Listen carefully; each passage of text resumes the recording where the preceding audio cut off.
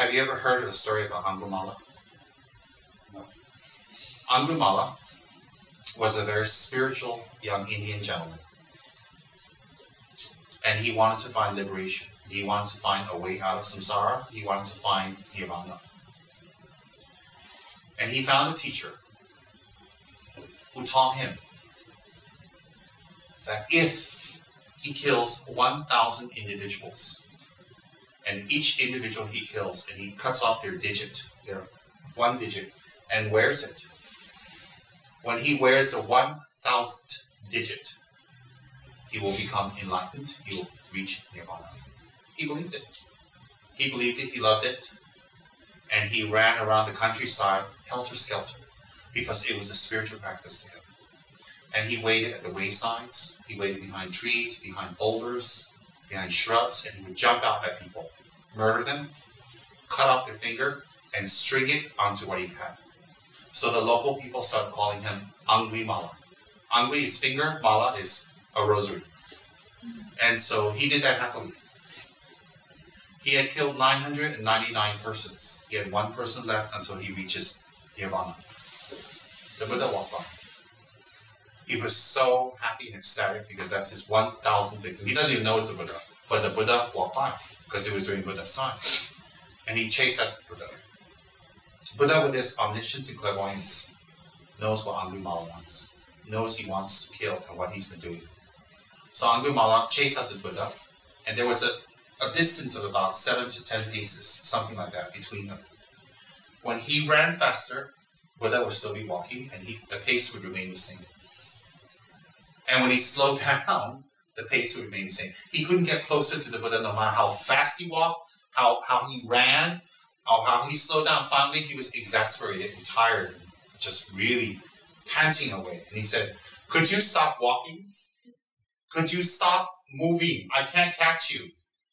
And the Buddha said to him, "Why do you need to catch me?" And so Angulimala told him, "I need to be enlightened. I need to reach nirvana." And Buddha asked him, nirvana is a state in which one's mind benefits others. And one's mind is always abiding in peace and happiness and benefiting others. How can a state of nirvana be achieved by acting the opposite? Then Angulimala said, "What are you talking about? By killing people, you make people lose uncles, aunts, mothers, fathers, daughters, sisters, brothers, teachers. So by making them lose and giving them so much pain and heartache and loss, how can that actually lead to nirvana?" Angulimala thought about it. He says it couldn't, could it? And Buddha says it could not. How can a negative action lead to a positive result? How can the murder of others lead to you liberating yourself and others? Because the purpose of liberation is to liberate yourself and therefore others in the future. How can you liberate others when you yourself cannot be liberated? How can negative actions lead to liberation?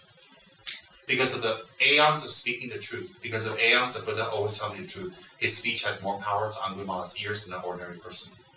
So when Angulimala listened, he contemplated, he regretted. He broke down inconsolably for the 999 persons he had murdered, the pain he had caused. Some families completely died because the breadwinner was the father was killed. He had deep remorse, and he asked the Buddha how. And the Buddha said to him, "Sin no more, collect no more karma, stop immediately, regret your actions, take on the vows of becoming a monk." So he did. He regretted deeply.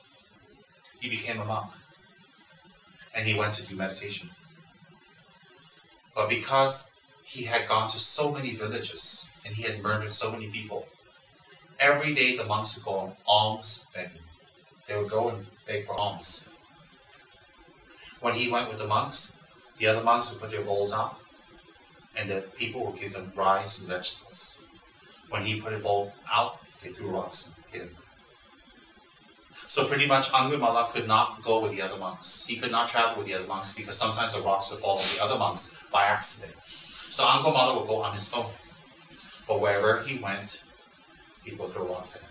They would wail, they would cry, they would scream, And they didn't respect him. They don't care he's a monk. They just remember who he had killed in their family, and they could not take it. So he came to the Buddha, not able to get food. The Buddha gave him food. And he was wounded and bleeding. But Buddha gave him food and said, this is the result of your negative karma. You follow the wrong path. You listen to the wrong teaching. And the teaching can come from our grandparents, come from our parents, and come from our friends, society. When they teach us to do negative things, we don't know. They don't know. So this is the result of your karma. You have to take your karma. Be patient. Do not react back. You have created much pain in their lives. You have to accept. So Angulimala did.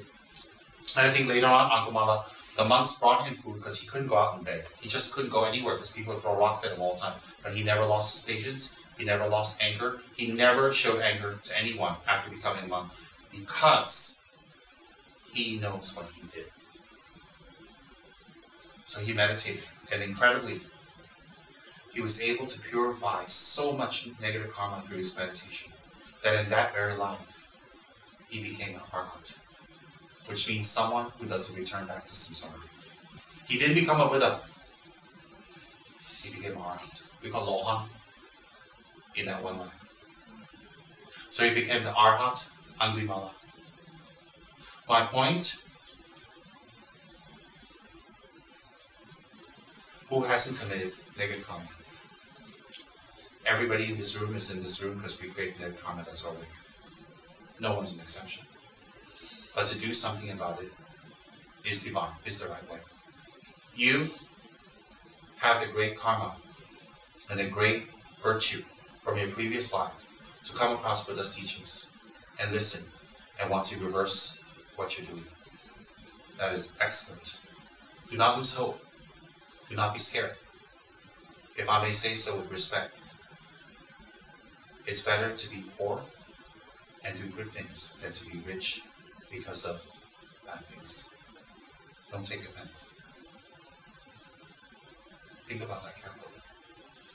Save the lives of animals. Save the lives of others. Skinning is one of the worst ways we can kill them. It is in your hands. Yes, you might think someone else might do it if you don't do it, but you don't do it. Other options will arise.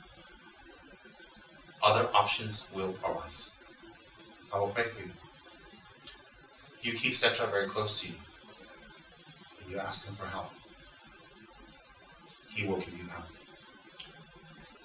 Maybe the other option that comes along might not be as lucrative as the current one. But what do we want in the end? Peace or blood and money? And I think you have honor and you have a conscience. Good for you. If you didn't, you wouldn't be here.